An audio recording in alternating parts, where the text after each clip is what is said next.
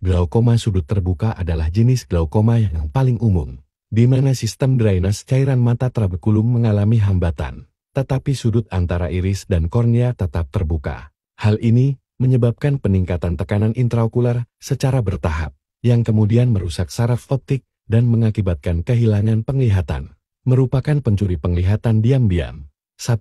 Gejala glaukoma sudut terbuka. Pada tahap awal, glaukoma sudut terbuka biasanya tidak menunjukkan gejala yang jelas. Saat penyakit berkembang, gejala-gejala berikut mungkin muncul.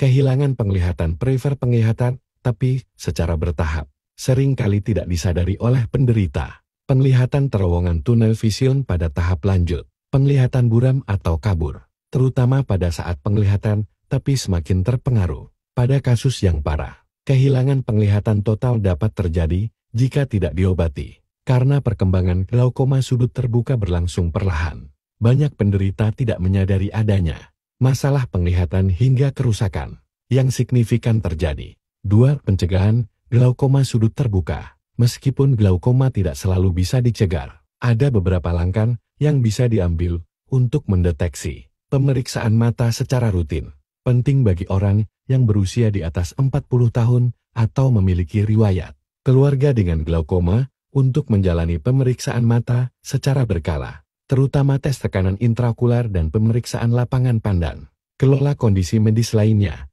mengontrol diabetes, tekanan darah tinggi, dan kondisi medis lain yang dapat mempengaruhi kesehatan mata. Hindari penggunaan obat kortikosteroid jangka panjang. Penggunaan obat ini tanpa pengawasan medis dapat meningkatkan risiko terkena glaukoma. Pola hidup sehat, pelindung mata. Gunakan pelindung mata saat melakukan aktivitas yang berisiko. Cedera mata untuk mencegah trauma yang dapat memicu glaukoma. 3. Terapi glaukoma sudut terbuka. Pengobatan glaukoma bertujuan untuk menurunkan tekanan intraokular guna mencegah kerusakan lebih lanjut pada saraf optik. Terapi glaukoma sudut terbuka mencakup obat-obatan tetes mata, obat-obatan seperti prostaglandin analog, beta blocker, agonis IL-5, atau inhibitor. Karbonat anhidres sering digunakan untuk menurunkan produksi cairan mata atau meningkatkan aliran keluar cairan.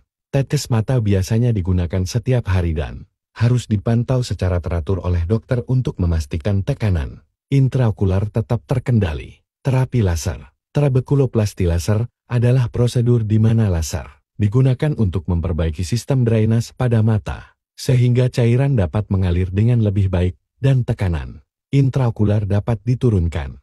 Operasi glaukoma. Jika obat-obatan dan terapi laser tidak berhasil, operasi seperti trabekulektomi mungkin dilakukan. Dalam prosedur ini, jalur baru untuk mengalirkan cairan dibuat guna menurunkan tekanan intraokular. Implan drainase. Alat kecil dipasang di mata untuk membantu mengalirkan cairan mata. Pemantauan rutin.